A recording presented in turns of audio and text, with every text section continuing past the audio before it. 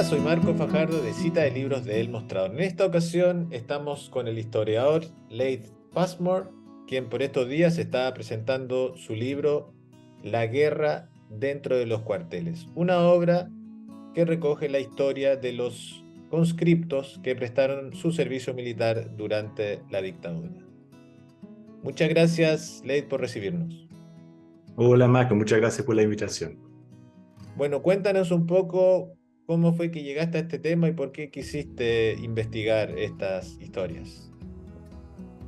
Bueno, mi primer libro nada tiene que ver con Chile, sobre el terrorismo en Alemania en los años 70.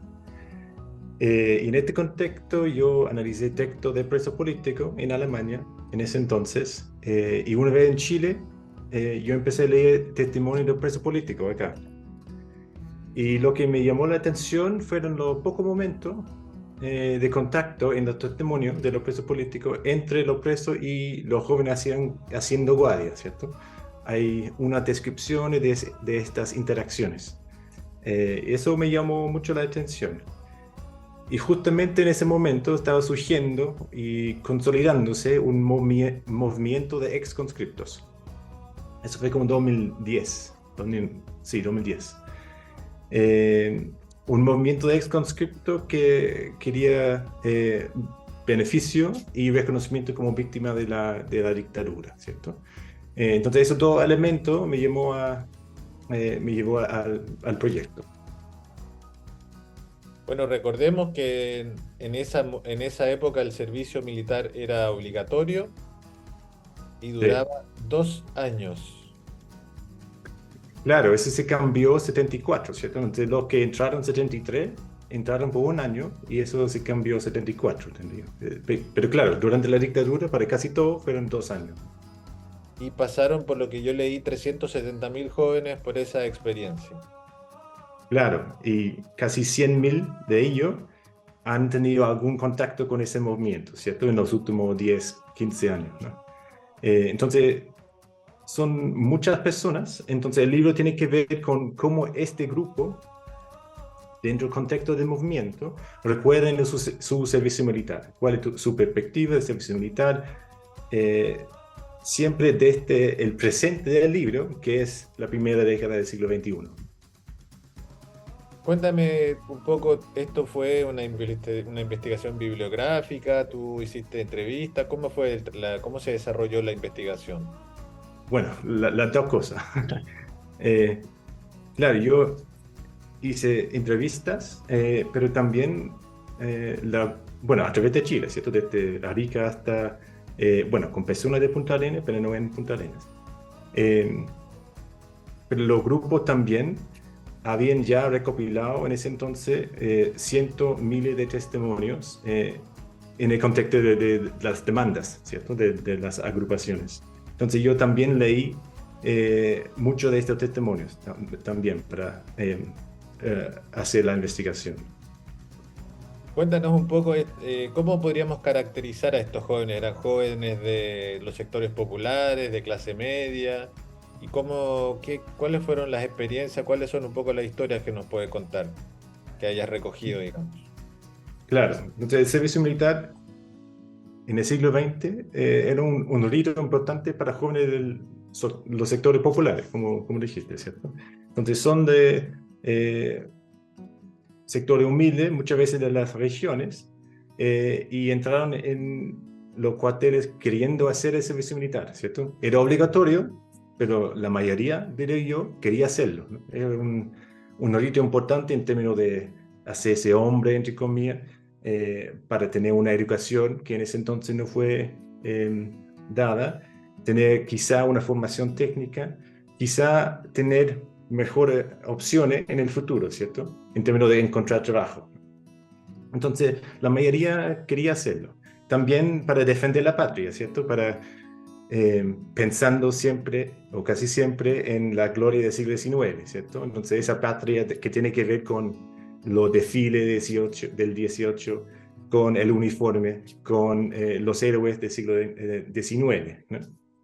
Entonces, esas son las grandes motivaciones. Entonces, querían hacerlo en su mayoría y la experiencia ahora está recordado como una ruptura fundamental en su vida, ¿cierto? Hay un antes y un después. Y esa ruptura puede tener que ver con lo físico, la secuela física o psicológica del servicio militar, una ruptura en ese sentido de patriotismo, ¿cierto? Una gran desilusión, o en términos de la masculinidad, querían entrar para hacerse hombre y salieron dañados en ese término, ¿cierto? Tú me dices que fue como momento de ruptura. ¿Cuáles fueron digamos, lo que sufrieron estos jóvenes o cuáles fueron sus experiencias específicamente que impactaron tanto en sus vidas? Eh, bueno, hay mucha denuncia de maltrato físico, psicológico, golpes, castigo arbitrario, hasta los mismos métodos de tortura que sufrieron los presos políticos, ¿cierto? La aplicación de corriente, etcétera. Pero en este contexto, como formación militar, no como persecución política, ¿cierto? Ellos también incluyen la obligación de participar en el maltrato tanto de los compañeros y a veces los presos políticos como un daño que sufrieron ellos, ¿no? Entonces son múltiples los daños y secuela física de trabajo. Esas son la experiencia más obvia de que tiene que ver con ese daño. Ahora me imagino que no todos, pero algunos tenían una cierta formación política. ¿Cómo fue, por ejemplo, para jóvenes que eran más bien de izquierda tener que participar en esta dictadura que justamente se dedicó a perseguir a ese sector político? Es un punto muy interesante. Entonces hay que tener en mente dos momentos, ¿cierto? El momento de entrar y el momento de recordar esa experiencia, ¿cierto? Entonces, el movimiento del siglo XXI no tiene una política, una identidad política que la une. Hay de todo, ¿cierto? En términos de color político. También hay mucha indiferencia, mucha ignorancia política en el movimiento. Es decir, no hay acuerdo respecto al legado de la dictadura, la interpretación de golpe ni nada. Y en ese entonces, al momento de entrar, también había mucha indiferencia, mucha ignorancia política entre los jóvenes que entraron. Claro, había algunos jóvenes que eran de la izquierda, que sufrieron también persecución política, ¿cierto? Dentro de los cuarteles.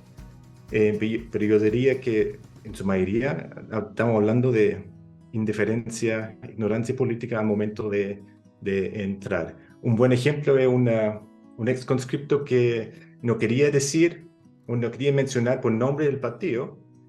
Era socio de un partido político, pero me dijo que era más que socialista, sonriendo, ¿no?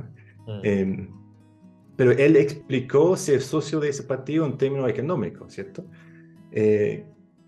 Había que ser socio del partido para conseguir trabajo estaba en Cochalvo en ese momento, en la valle de Cochalvo.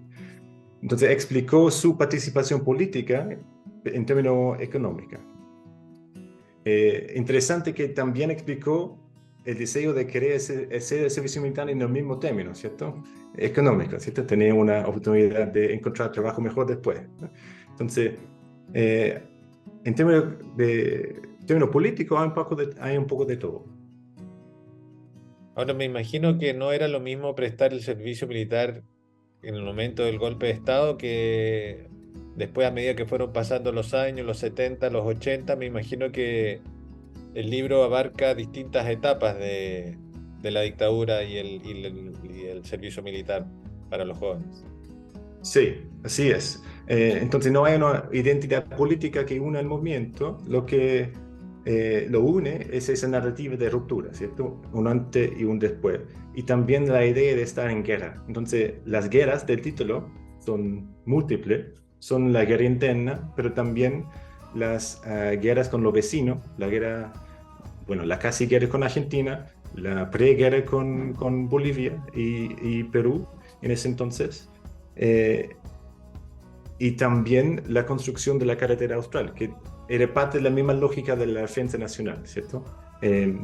Había una casi guerra en la frontera con Argentina, pero otra manera de defender la patria era construir esa red de caminos para poblar, para consolidar la presencia chilena en esa zona. Entonces, claro, hay distintas etapas. Lo que tienen en común los testimonios es esa idea de estar en guerra, alguno o varios de las guerras de la época, ¿no? Bueno, finalmente me gustaría que me compartas tus impresiones sobre cuál es la importancia de rescatar esta parte de nuestra historia a 50 años del golpe de Estado. Sí, yo creo que es una historia importante primero, una historia olvidada, en algunos aspectos silenciada. Yo creo que es importante rescatarla en ese momento justamente, ¿no? O sea, es una historia compartida y masiva, estamos hablando de muchas personas, eh, y única, en el sentido de no tener detrás de ella una identidad política, ¿cierto? Entonces, para entender esa memoria, eh, yo pienso que necesariamente tenemos que tener una perspectiva a largo plazo, todo el siglo XX, hasta el siglo XXI, una perspectiva que va más allá de la política, porque la lucha por la memoria entre dos lados no es capaz de hacer sentido de esa memoria, ¿no? Y también necesitamos una cierta empatía, ¿cierto? Para entender esta memoria, ¿no? Entonces yo creo que esos elementos son muy necesarios justamente en ese momento de los 50 años para recordar este pasado reciente en Chile. Bueno, Ley, te agradezco mucho por tu tiempo y te deseo mucho éxito con este libro. Muchas gracias, Marco.